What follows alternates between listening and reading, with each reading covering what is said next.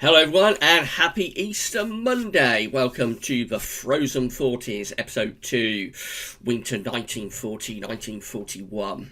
So this is part 2 or episode 2 of our trilogy looking at the freezing cold winters that happened in the early part of the 1940s. From 1939 until 1941-1942 there was a trilogy of very cold winters, particularly very cold Januaries.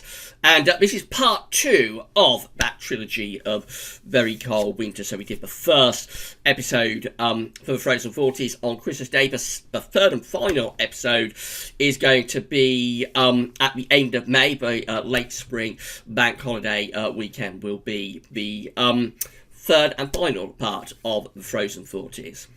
So I'll get on with your historic weather video in a moment. Just to say thank you so much for tuning in on this Easter Monday and sharing a little bit of time with us here at Gaz Weather. Of course, we're all at home self-isolating at the moment.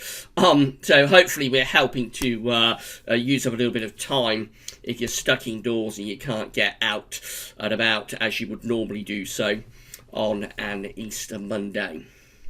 Now, before I get on with the historic video, I'm just going to say a big thank you and give a shout out to 2 websites in particular. So the first one, of course, is wetcentral.de, where we have the historic archive of charts. You're going to see lots and lots of charts from Wet Central in this historic video.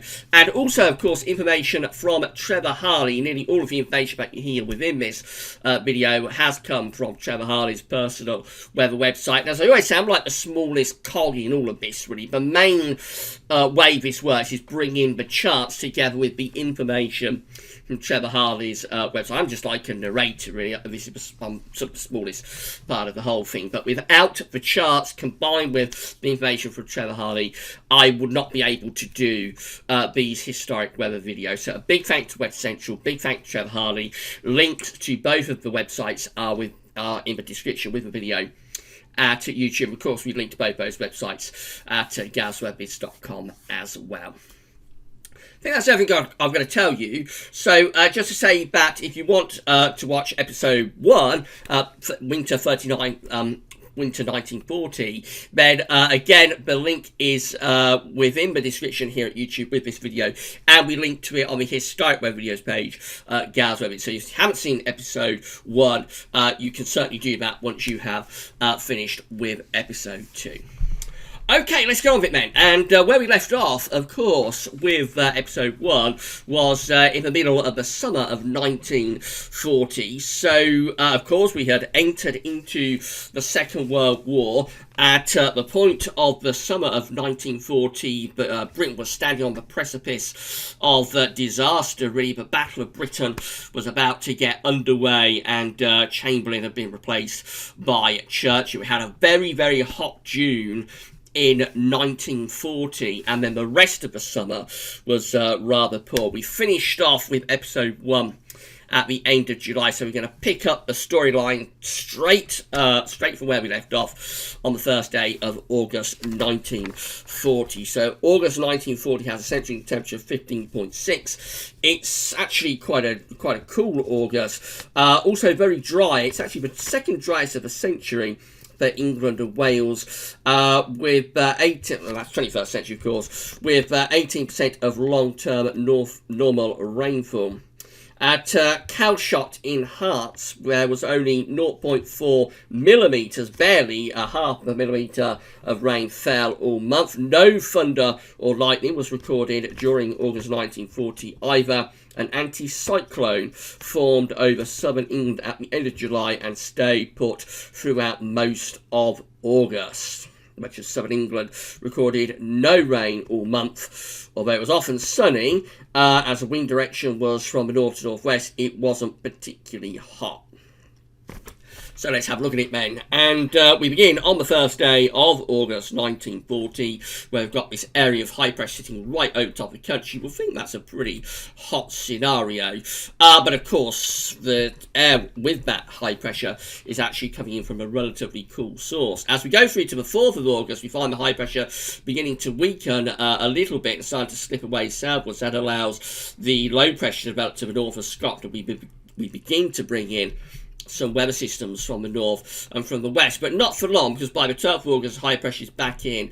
Again, very persistent anticyclone ridging in from the Azores high. That's the middle of August 1940. Again, we're set fair with high pressure, and that high pressure continues into the 18th of August. But notice all the time the high pressure is to the south and to the west, low pressure to the north, and the winds are in from a relatively coolish northwesterly direction. Well, I'm showing the sunshine down in the southwest. It would have been reasonably pleasant. Now, as we go through to the 21st, we find the high pressure beginning to pull out to our west, and low pressure begins to dive in from the north. Winds are going northwesterly to almost northerly. This certainly looks more unsettled. Trevor Harvey writes it, there was a windier and cloudier spell from the 19th to the 24th of August, and you can see how that happens as low pressure dives in from the north and from the northwest too. But then that low pressure begins to ease off, the ridge begins to come back in from off the Atlantic again, and we end August 1940 on quite an anticyclonic note. It does actually turn quite cold here on the 27th.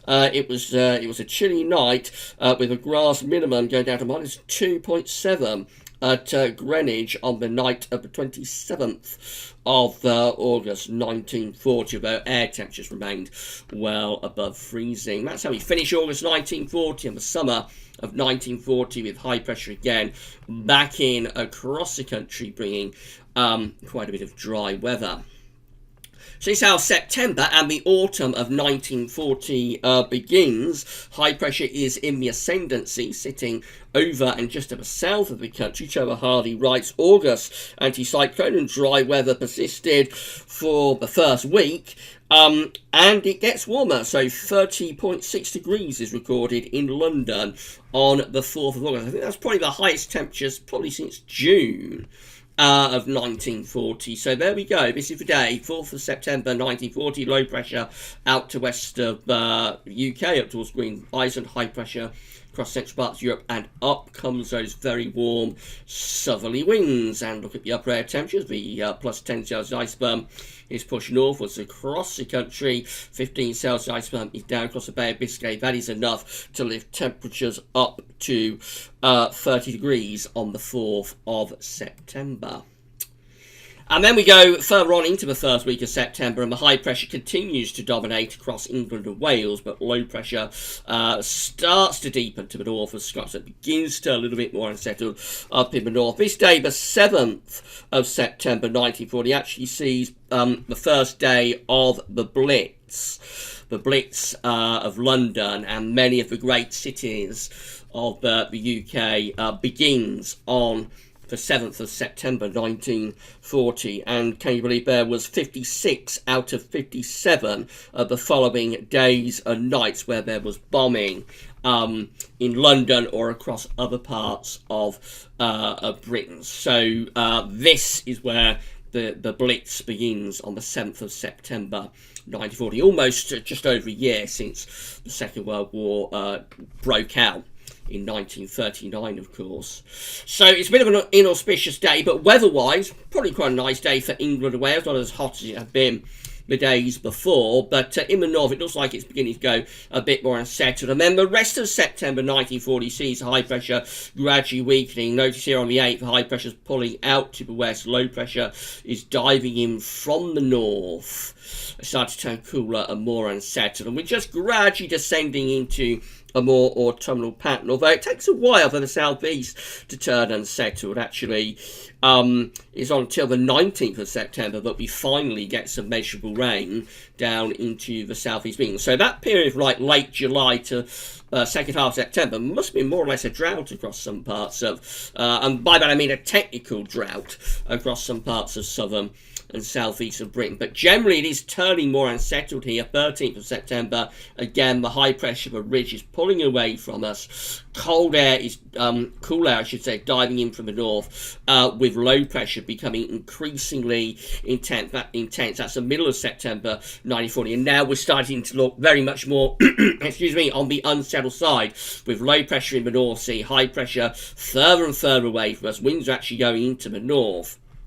It's going cool and unsettled with showers or longer spells of rain. Of course, we're going to get to a very severe spell of weather when we get into the winter. And the reason I like to look at the autumn weather patterns is because very often you can see hints and teases setting up the pattern that you're going to get in the winter through the autumn. So what we're looking for here is to see whether there are any clues about what's going to happen again in this winter. Because we have had a very severe winter in the winter before, winter of 39-40. So we're in a general period of colder winters anyway, but very often there are clues through the autumn. This does look rather blocky, actually. This is 16th of September 1940. Notice there's quite a strong ridge up within the northern latitudes up towards the Arctic.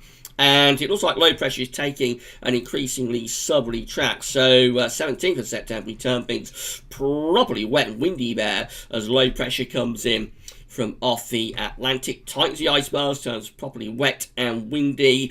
Probably no clue there about what's going to happen in the winter. Well, I say it does look a little bit blocky within the northern latitudes. The unsettled weather carries on. This is 19th of September 1940, when we do finally start to get some rain, even down into the south and the southeast. And this is just a very unsettled autumnal pattern. There's weather fronts strung out here, bringing spells of rain, outbreaks of rain, really across many parts of the UK on the 21st of September. And these unsettled conditions continue then to the 23rd too. Late in the month, high pressure begins to re-establish, starts to build out to the southwest, so does begin to turn things drier in the closing days of the month. We actually end September 1940 back under a ridge of high pressure. That's quite a cool ridge though, probably brings some early night frost, particularly to more northern parts of the country.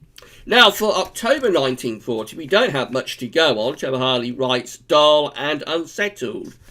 We know the CET comes out at 9.6, so it's quite a cold month, or certainly by modern standards, quite a cold month. Other than that, don't have much to go on, so let's see what happens. We actually begin October 1940 with high pressure, again, very much across the country, and that high pressure then starts to move up towards Scandinavia, so we're trying to get wind into the east here. That's a little bit unusual for October. We're beginning to maybe see a little bit of a hint for the winter. Winds are in from the east, but not for long. Low pressure then starts to come in from off the Atlantic by the 4th of October 1940. And here we go again, 5th of October, we're going back into unsettled conditions once again. It turns increasingly unsettled as we get to the 7th of October.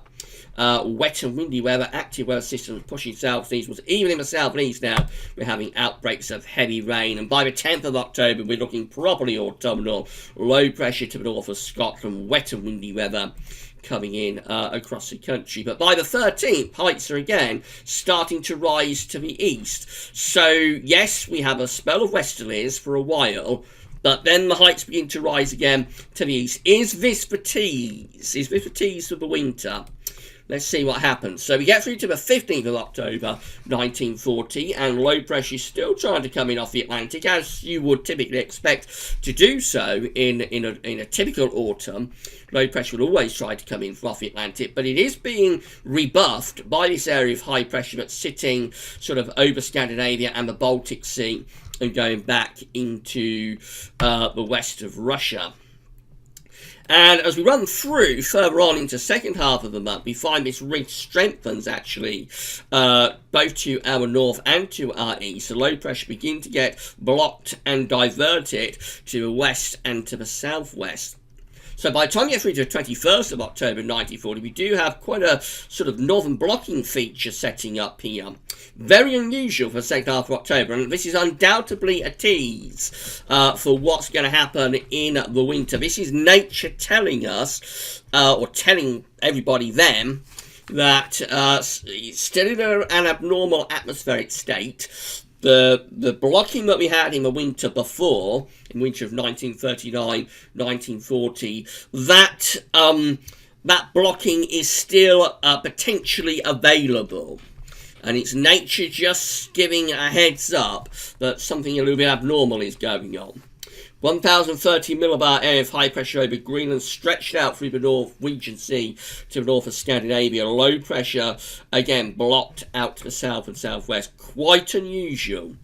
Quite unusual weather patterns for the second half of October. That's 22nd. Again, lots of northern blocking. Low pressure is deepening to our southwest, so it's going into a very wet spell, and a lot of heavy rain with that.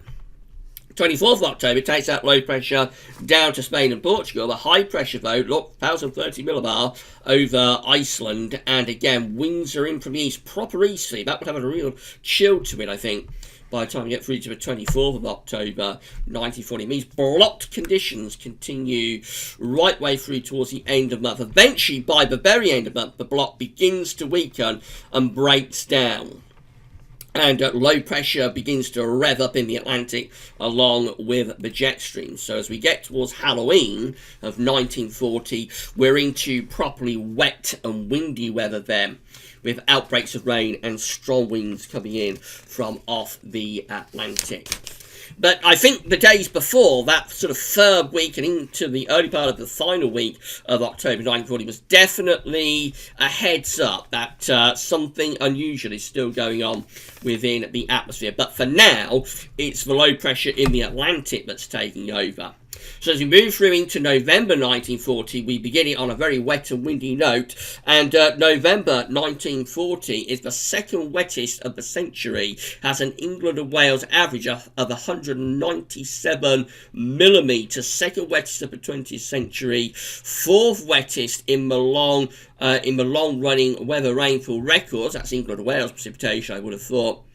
It must have made the Blitz even more miserable, writes Trevor Harley. So yes, of course, through this period, the Blitz is going on night after night after night of air raids and bombings over London and other industrial towns and cities during this period of very wet and really miserable weather.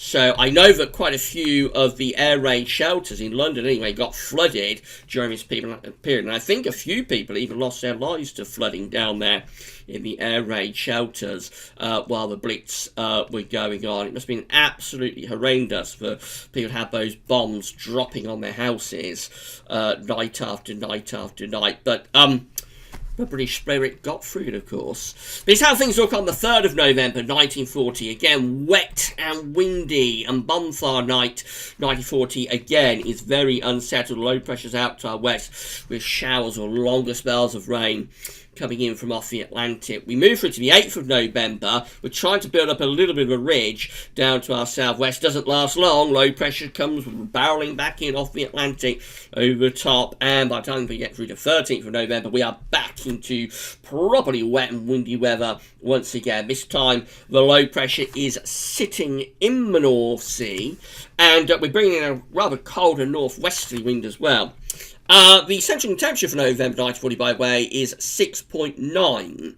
So, not particularly cold, not particularly mild, probably not all that far from average. It certainly brings to an end, though, but to exceptionally mild, even warm Novembers that we had in 1938 and again in 1939. So it's a much more, it's a much cooler and also much stormier month this, I think, in 1940. More low pressure rattling in on the 16th of November, 975 millibars, very deep low, bringing lots and lots of heavy rain with it as well. That low sort of sitting across England and Wales on the 18th of November, trying to turn wind into the east, you'll notice. Jet stream is digging southwards. This sort of pattern is quite common in the coming winter, so you'll see this kind of scenario several times as we get into the winter itself.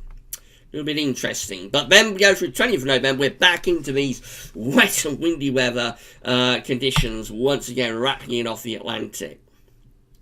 23rd of November starts to get a ridge building from the Azores, high as low pressure, and the jet stream starts to move north. As we go to the last week of November 1940, we begin to strengthen the ridge across England and Wales and start to pull up some very mild air from the southwest. This is more typical, of course, of the 2 Novembers before, 38 and 39, with these long, fat southwesterly winds pumping in very mild air. But by the very end of the month, we take the high pressure out to the west again, And we pull down our first northerly shot. Here comes our first northerly shot at the end of November 1914.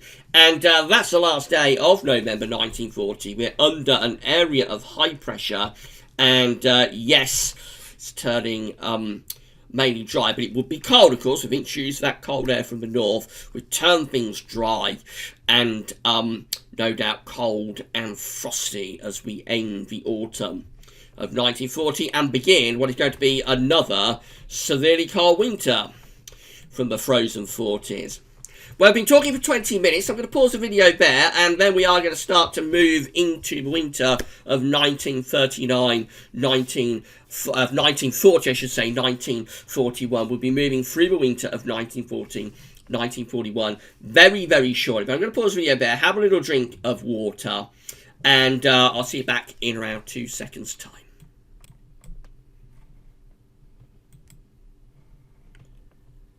Okay, we're back. And we're ready to resume the Frozen 40s, episode 2, the winter of 1940, 1941. And before the break, we was talking about the autumn of 1940. We set the scene for the build-up to the winter, but now it's time to move into the winter of 1940, 1941 itself. So this is how things begin on the first day of winter 1940, 1941. This is the 1st of December, and we're under an area of high pressure. It's a cold ridge because we had a northerly wind establishing in the closing days of November 1940, so we begin December cold and frosty, although for the north it is beginning to turn a little bit milder. Now, all we've got to go on from Trevor Harley with this one is that it's dry and mainly anticyclonic. It's also sunnier than average. Has a centering temperature of 3.8, so it's not desperately cold. It's a bit on the chilly side, especially by more modern day standards, but it certainly is a particularly cold month in its own right. Unsettled, though, to begin, that ridge very quickly gets swept away, and we're back into the wet and windy weather, really, that we have in November of 1940. The 6th of December 9:40 is quite a wet and windy day. Deep low pressure to the north of Scotland, bringing gale or severe gale force winds across the country. Quite a cold wind as well from the northwest. That low pressure dies into central parts of Europe. Ridge builds on its backside, and we get another shot of northerly winds. Remember, before we break, we have a northerly shot late in November of 1940. Here we go again on the 8th of December, another northerly shot, this time from low pressure exiting into central parts of Europe. Upper air temperatures bring the -5 Celsius plunging through the country. Those upper air temperatures will get a lot colder than that, though. 10th of December is back to more wet and windy weather as winds revert into the west. So far, so typical, really, of standard winter fare. Nothing particularly unusual. But here we are on the 11th. That low is now starting to run down the North Sea, doing something rather unusual. So if we go back, we can see that the low pressure there on the 10th is sitting over Iceland at 980 millibars. On the 11th, the low pressure is in the North Sea, off the coast of Scotland, between Scotland and Denmark. By the 12th of December, that low pressure has gone down in towards Italy and the Balkans and the Adriatic. When you see low pressure decoupling from Iceland like that, again, it is an indication that something abnormal is going on within the atmosphere. We know low pressure is typically in the winter centred close to Iceland and Greenland. The high pressure is through the Azores. So this is telling us again that something quite abnormal is going on. As that low pressure has dived into central and southeastern parts of Europe, of course, it has turned the winds into the north to almost northeast. So we get our first shot of easterly winds almost. But then a ridge builds on the 13th of December, and we go into a dry and frosty spell of weather. This is cold within this area of high pressure, but again, it's mainly dry, although in the far west to northwest, we are actually bringing some milder air from off the Atlantic. The high pressure has tried to get itself up to Scandinavia there in the middle of December 1940, but not all that successfully. Low pressure again is coming in from off the Atlantic, and then we're going to quite a mild spell around the 17th. The high pressure then is centred more over towards Poland, for example, and the wind is coming up from the southwest. So this is certainly turning a lot milder, particularly for more northern and west areas. We're a week before Christmas, 18th of December, and we're looking pretty mild. Although for England and Wales, I suppose it could be frosty and foggy under this ridge. Remember, it's before the days of Clean Air Act, so any sort of ridge is going to produce lots of fog and lots of murk and grey sky. So it is probably quite cold, actually, for England and Wales, although technically it's a mild upper air temperature. For Scotland and Northern Ireland, we're in those mild west to southwesterly winds. Moving up towards Christmas, a bit of a change, so we get this ridge then starting to push northwards. So again, doing something quite unusual. There's the ridge on the 18th of December, sort of centred over and to the east of the country. 19th of December begins to move that ridge northwards into the UK. And then by 20th of December, the ridge is actually going towards Scandinavia. So you can see there is a tendency here, there is a preponderance within the atmosphere to try and move ridges northwards, from south to north, which is quite unusual. Normally ridges move from north to south or from west to east, but to move ridges from south to north is something a little bit unusual. So by the time we get through to the 20th of December, we've got high pressure over Scandinavia, and the winds are beginning to go into the east. This is the first push of colder air from the east. 21st of December 1940, see the Scandinavian high centre there over Norway and Sweden. Winds are in from an east to southeasterly direction. If you follow the isobars back, well, let's see if we can get the highlight going. If you can follow the isobars back, you can see that the air is beginning to pull down from Russia now, into particularly more eastern parts of Europe. So much colder air beginning to surge in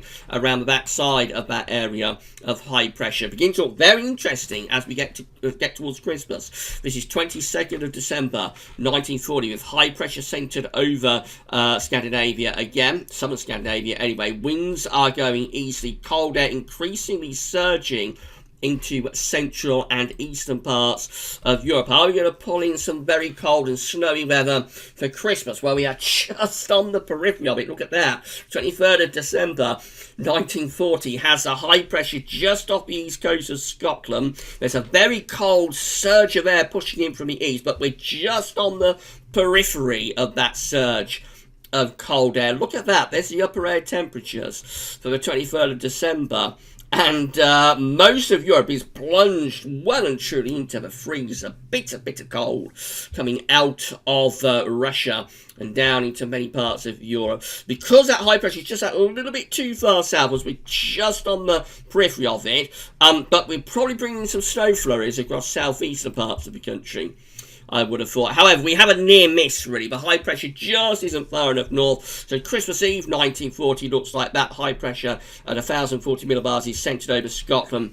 The severely cold through France and Germany and many parts of Europe. I'm sure that brought the war effort to a bit of a standstill across many parts of Europe during this Christmas period. Again, that's Christmas Eve with the upper air temperatures very severely cold across many parts of Europe. We have turned colder even into the UK. We've got the -5 Celsius isotherm through the country, but we're just on the edges of that freezer.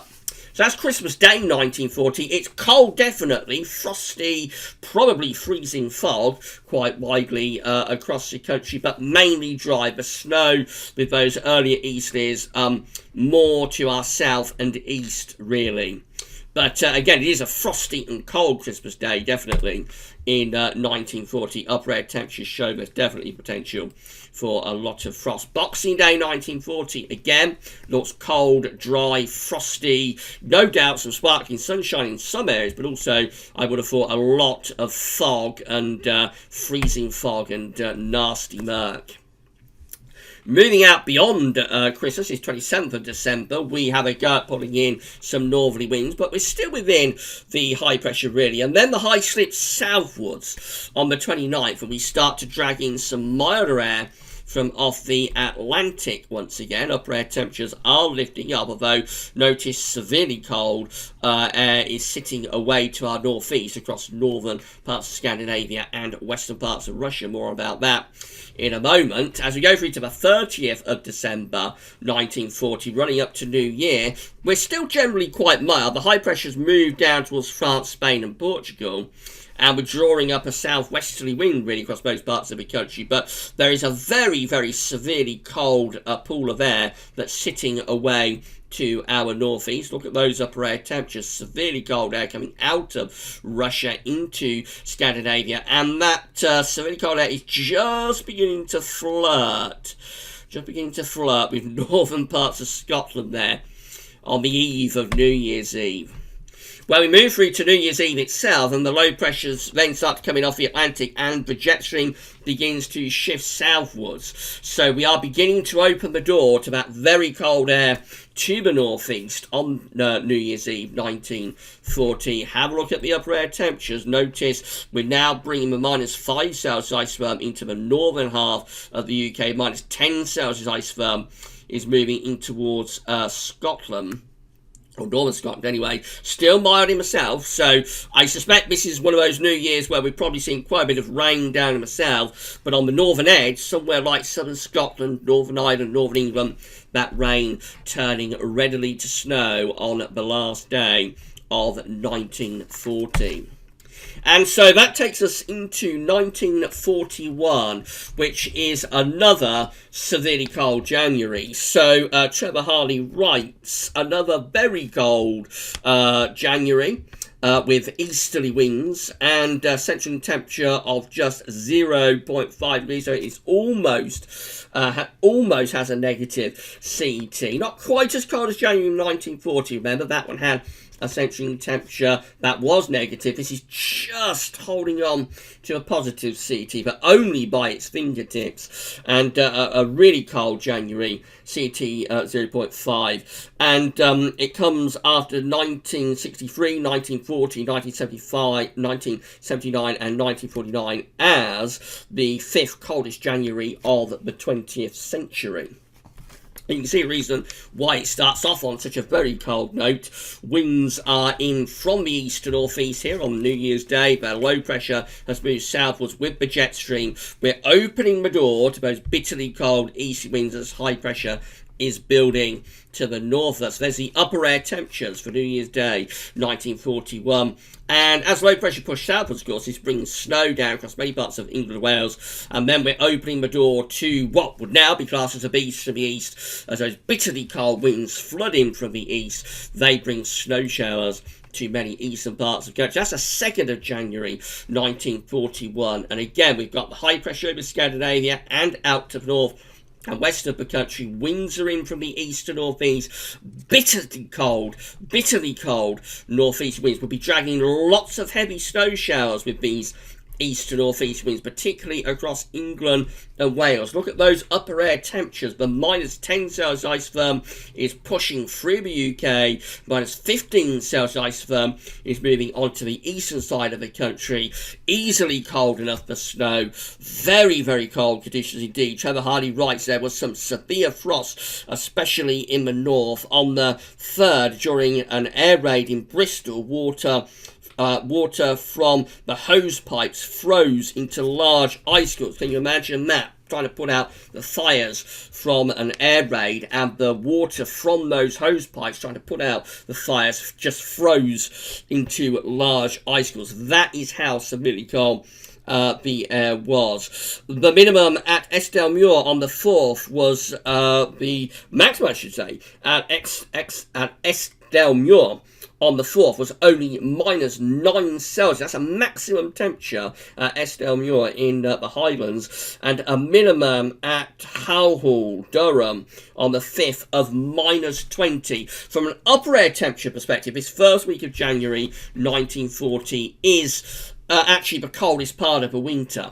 It's the 3rd of January 1941, and again the high pressure through the country will bring in those bitterly cold east to northeast winds. Look how cold the upper air temperatures are. Again, the -15 Celsius isotherm is into the east of the country. We're almost going down to -20 at 850 HPA, just over the other side of the channel. That is severely cold air, and that's the reason we're talking about maximums of like -9 and minimums of -20 through these opening days of January. It's a little bit more anticyclonic now on the 4th, so the snow risk is probably easing off, although I think in the southeast there would still be potential for snow showers, definitely, but probably going more towards an anticyclonic, very severely cold and frosty type scenario.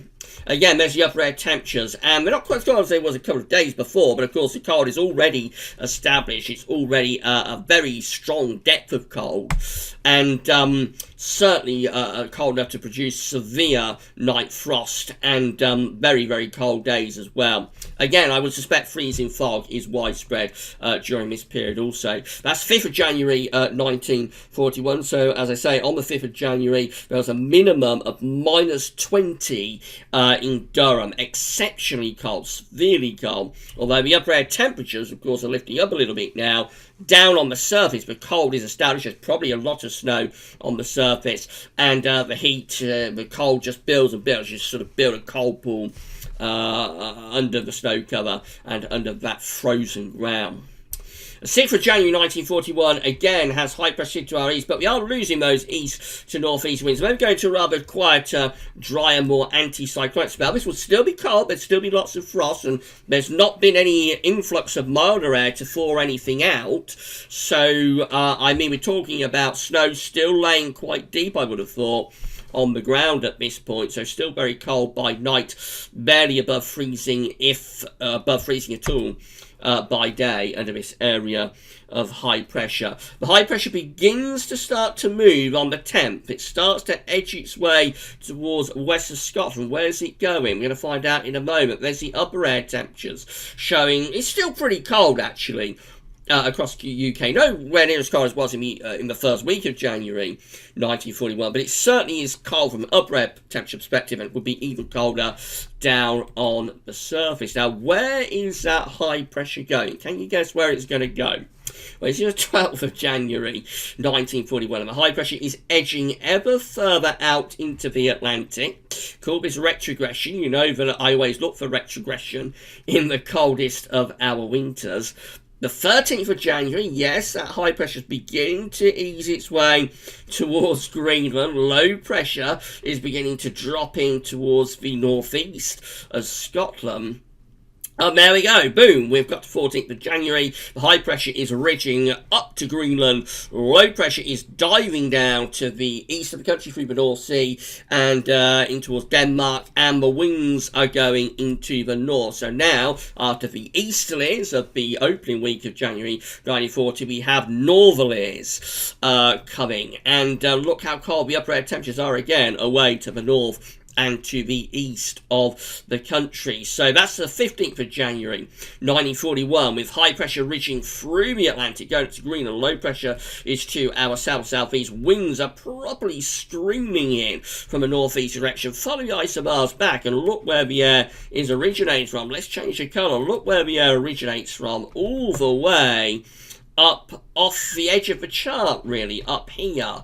And so that is a very, very long fetch north to northeasterly wind that we've got blasting down across the country. Upper air temperatures don't look all that severe, not as severe as they were the easterlies, but that would certainly pack a real punch to it, that north to northeasterly that we've got going on there. And then we just continue with those northerlies as we move into the second half of January 1941. Yes, the north to northeasterly winds continue, and low pressure begins to get going in the North Sea. So this will bring heavy snow down the eastern side of the country. We'll have heavy snow running down the eastern side with those northeasters. Again, we're just about managing to keep the severest of the upper air temperatures away to our north and northeast, but it certainly is cold enough for snow. And yeah, we really are talking about a lot of heavy snow across the northern and eastern parts of the country. On top of that, we get through to the 18th of January 1941, and now the Atlantic is going to have a go at pushing that cold air out of the way. So battle lines are now becoming drawn, and Trevor Harley writes there was much snow mid-month. 40 centimetres lay at Birmingham on the 20th. And then the snow moves north to Scotland with 50 centimetres. Yes, I'll say that again. 50 centimetres of level snow at Balmoral by the 22nd. Bear in mind, some of that is from the northerly and the snow showers from the northerly, and then the longer spells of snow from that low pressure running down the east coast, but also from this low coming in off the Atlantic Ocean. So look at that. 19th of January 1941, low pressure east to west of Ireland. We're trying to introduce milder winds from off the Atlantic, but it's still very cold. Winds are screeching in from the east ahead of that low pressure. The upper air temperatures show that it's still really cold across Scotland, and even across England and Wales at this point, the upper air temperatures are still cold enough for snow. Remember, if you're within that yellow area, it will always rain, but if you're in this green area between 0 and -5 at 850 HPA, you can have snow depending on the dew points, and the dew points, anyway, away from the far southwest, would certainly be cold enough there to support snow. So a real snow event there as the low pressure tries to push the cold air out of the way. Really struggling. Look at that, 20th of January. The low has barely made any progress. Yes, we're possibly bringing some slightly milder air in towards more southern parts of England and Wales, but really from much of Wales and the Midlands northwards, and increasingly up towards Northern Ireland and Northern England, we will be talking about heavy snow, drifting, and blizzards as that milder air tries to move in. That's where it would be raining across the far south and southwest of the country. This area just here, heavy snow, which would be much of southeast England, East Anglia, the Midlands, Wales, particularly North Wales, up towards Northern Ireland and Northern England. Very cold still across Scotland. By the 21st, then we start to establish a milder wind in towards the south and southwest as the snow begins to push further north. So now blizzards across particularly Scotland, Northern Ireland and Northern England, as we said, 50 centimetres laying Balmoral by the time we get through to 22nd. Upper air temperatures are turning the snow back to rain across much of England and Wales. Still snow further north, and then by the time we get through to 22nd, the cold air is retreating away towards Scotland as we are under this area of low pressure.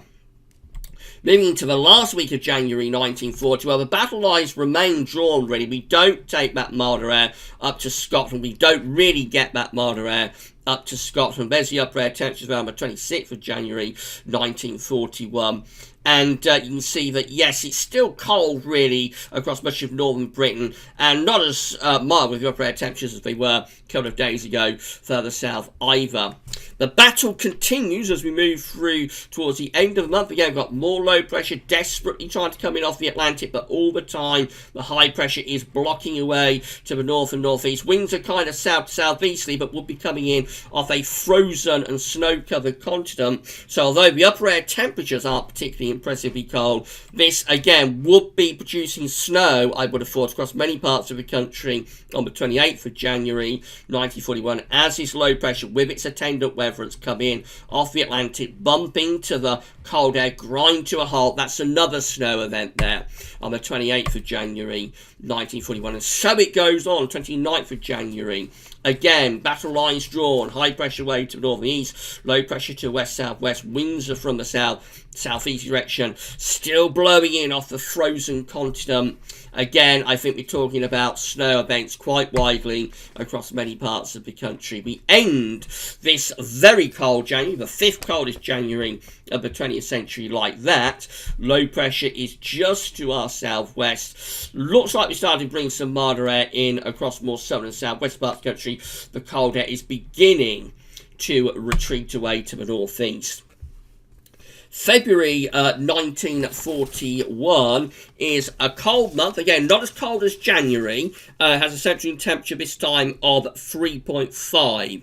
And it's a cold and snowy month, and there are major snowfalls through several points of the month. The first one happens on the 2nd down in the southwest. Here we go. Again, we've got low pressure through the country. This low is trying to introduce a mild air off the Atlantic, but it is struggling to introduce those milder winds. And so we get a snow event here on the 2nd of February 1941. Notice the cold air is being pulled back in from the north, actually. Cold air is being pulled back in from the north with that low pressure, which turns the rain to snow. We've got the low down across northern France by the 3rd, so that's what produces the snow event across much of the southwest from the 2nd to the 3rd. There's the low, or the position below on the 2nd. By the time you get through to the 3rd, that low is across the northern parts of France. So that brings a snow event across those more southwestern parts of the country. That starts to pull in cold air from the northeast again. So the -10 Celsius ice flow is actually returning to more eastern and northeastern parts of the country. Then a ridge begins to build up from the west-southwest, turns us dry, cold and frosty. Upper air temperatures are becoming ever colder. The -10 Celsius ice firm is back involved, particularly for more northern and eastern parts of the country once again. And then we move through towards the 5th of February 1941, and low pressure coming back in from the Atlantic is going to have another go at establishing a mild westerly wind. But it's got its work cut out, because look how cold the upper air temperatures are. So as this low comes in across the country on the 5th of February 1941, it produces another snow event. Yes, there's a weather system, a weather front coming in off the Atlantic, trying to introduce milder winds from the west, but bumping into that cold air, grinding to a halt. Another snow event is produced widely across the country with drifting and blizzards of the snow once more. Upper air temperatures are beginning to lift up. We're losing the coldest of those upper air temperatures, but they're still cold enough to support snow. It's not till the 7th of February that we start to break through a milder wind from the southwest. So the upper air temperatures now begin to lift up, finally, and a thaw of lying snow begins to take place. And then we go into the 8th of February, and we're now into a much milder west to southwesterly wind, with those upper air temperatures lifting up widely across the country. That takes into a milder, wetter spell for a while.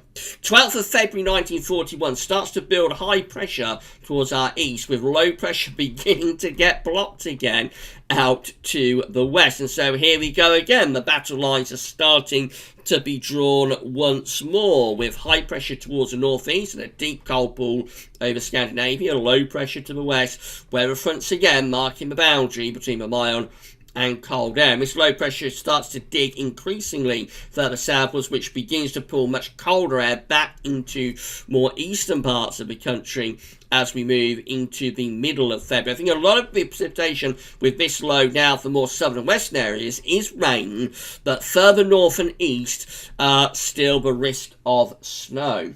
So we're moving towards the second half of February 1941, and we're building up to another snow event. Trevor Harley writes, the blizzard of the 18th to the 20th of February 1941 was exceptionally heavy, particularly from the night of the 19th. Primarily affecting northeastern England and southeastern Scotland. A depression moved east across the south and then north into the North Sea, bringing in cold, moist air to the northeast. In Durham, get this, there was 67 hours of continuous snow.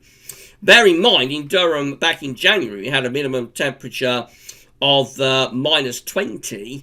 Now we are going to get 67 hours of continuous snow in Durham. So yes, low pressure is across the south and southwest, and we're bringing in the winds from the east on the northern side of this low, which brings cold air surging back in to the northern half of the country, as the upper air temperature for the 17th of February, mild for England and Wales, rang down there, but further north, definitely talking about snow. And things get severer as we go from the 18th through to the 19th. There's the upper air temperature becoming ever colder in the north, with this low pressure sitting across East Anglia. There's a weather front, probably a near stationary weather front on the northern side of that low, that's engaging with the cold air being sucked in from the northeast. And so that's where we have the snow event, where we've got this -5 Celsius ice firm across southeast Scotland and northeastern parts of England. Drifting and blizzards, with, as I say, 67 hours of continuous snowfall Fog also accompanied this snowstorm, which is quite unusual. Snow lay 70 centimetres deep at Newcastle and 105 centimetres deep at Durham. And that makes it the wettest February in a century for much of the country, with 148.5 millimetres, 451% of average precipitation. 122 centimetres of snow at Onset. The lowest temperature of the month came, after this snowfall, when it went down to -14 at Carlston in North Yorkshire and -15 at Hoghall Cottage near Durham. Of course, overlaying that very, very deep snow cover. As your attention, they're not impressively cold, but it's certainly cold enough for snow. Just goes to show, to get very severe weather and drifting and blizzards, you don't need necessarily a very cold upper air temperature. Now, moving to the last week of February 1941, and we're still in a cold and blocked scenario, really. Still got quite a bit of high pressure to our north, but very, very gradually, we're trying to ease out of this severe winter. And so we finish up, actually, ending this winter on quite a mild, wet and windy note. This is the last day of February 1941. And we start to blast in a much milder wind from the southwest. Wet and windy, but look at those upper air temperatures. We finally lose all of those very, very cold upper air temperatures, and we are in a much milder southwesterly. I'll just run you through a few months more very quickly. So this is March 1941, which has central temperature of 5.1, so again, quite a cold month. It's wetter than average for England and Wales. It's sunny in the north. It's unsettling until the 10th, and then high pressure gets going once again. So we start March 1941 looking wet and windy, probably still cold enough for snow, particularly for more northern areas there through the first week of March 1941. Low pressure again, central across more southern parts of the country, winds in from the east. I told you to see that quite regularly during this video, didn't I, when we first saw that in the autumn section. So yes, we've got low pressure across the south, winds again coming in from the east. But this low pressure then eases southwards and high pressure begins to take over. We are still cold and blocked here, but high pressure becomes increasingly dominant, bringing sunny days, but also widespread night fog through this middle part of March 1941. We run towards the end of the month, and we end March 1941 on an unsettled note once again. Then we go into April 1941, and we're looking very unsettled. April 1941, central in temperature 6.4, so again quite a cold month really. Trevor Hardy says it's a dull, dry but also cold month, with east to northeasterly winds being quite plentiful. The first week is unsettled. You can see that, of course, on the first day of April 1941. Wet, windy, probably some snow involved in places as well. There's that pattern again, the low pressure sitting across the south, winds are sort of in from the east, quite a bit of blocking away to our north and to our northeast as well. Then high pressure begins to get a little bit more in the ascendancy as we move in towards the second half of the month. We set it up over Scandinavia, bring the wind back in from the east. But of course, this time we're not talking about the severely cold air, but we have that in the winter with those easterly winds. And easterlies in the spring are very, very typical. May 1941 is very cold, actually. It has a central England temperature of just 9.4. Trevor Hardy says it's a very cold month overall. The first 10 days were dry and cold. The May record low of -9.4 Celsius was set in Linford, Norfolk on the 4th. And incredibly, 1 week later, the 11th, at the same place. It was equalled on the 15th at Fort Augustus. These days fell in a sequence of 8 consecutive frosty nights. Bear in mind, we are talking about May. With destructive effects on plants. It's the last of 11 consecutive cold months. The end of the month turns milder.